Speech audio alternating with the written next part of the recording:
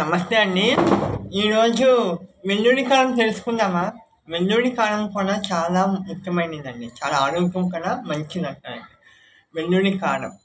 నిన్న ఉల్లిపాయ రోటి పచ్చళ్ళకు ఈరోజు వెల్లుల్లి కారం తెలుసుకుందామా?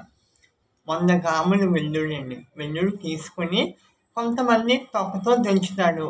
అది ఒక టేస్ట్‌గా ఉంటుంది. కొంతమంది తొక్క తీసి చేస్తారు. అదొక టేస్ట్. నేను తొక్క తీసిన తర్వాత టేస్ట్ చెప్తాను. కొంతమంది తొక్క తీసి పోపు పెడతారు. కొంతమంది తొక్క తీయకుండా పోపు పెడతారు.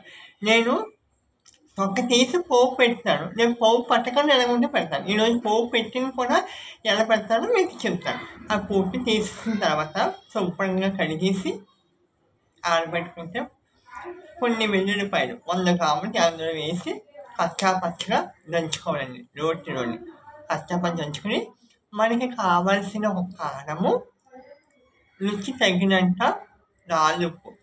అందరూ మెత్తనుప్పు తీసుకుంటారు, కానీ రాళ్ళుప్పు చాలా మంచిదండి.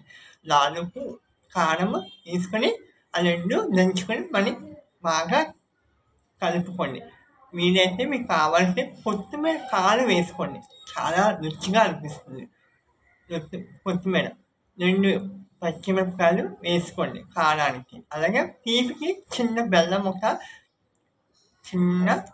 ముక్క వేసుకోండి. అవన్నీ కలిపి దంచిన తర్వాత పోపు పెట్టుకుందాం.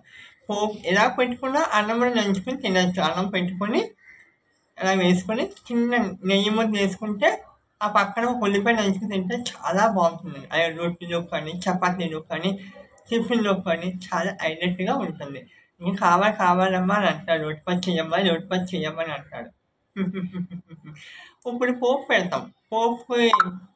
పోపు కూడా పెట్టుకోవచ్చు. పోపు 2 చెంచాల నూనె వేసుకొని 2 ఎండుమిర్చి, ఒక పచ్చిమిరపకాయ చిన్న ముక్క కట్ చేసి, ఆవాలు, ఒక జీలకర్ర, ఒక కరివేపాకు వేసి ఇలాగ కలుపుకొని వేడిగా మనం దంచుకున్న రోటి పచ్చడి అన్ని వేసి కలిపేయండి.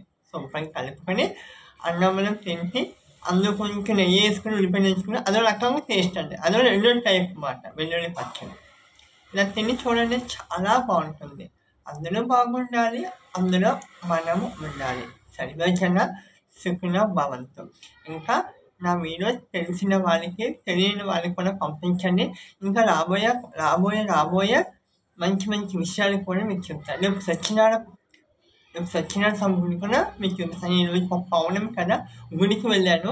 ఆ సత్యనారాయణ స్వామి మా వైజాగ్లో ఉన్న పూర్ణమంగ దగ్గర వెలిసిందండి, చాలా ఫేమస్ ఆ గుడి. రేపు మీకు నా వీడియో మీకు చూపిస్తాను. ఓకేనా? నా ఛానల్ని గంట పట్టుకుని కొట్టండి, లైక్ కొట్టండి, సబ్స్క్రైబ్ చేయండి. ఈ వీడియో చూస్తే ఒక కామెంట్ ఇవ్వండి, షేర్ చేయండి. Thank you. అందరూ బాగుండాలి, అందరూ బాగుండాలి.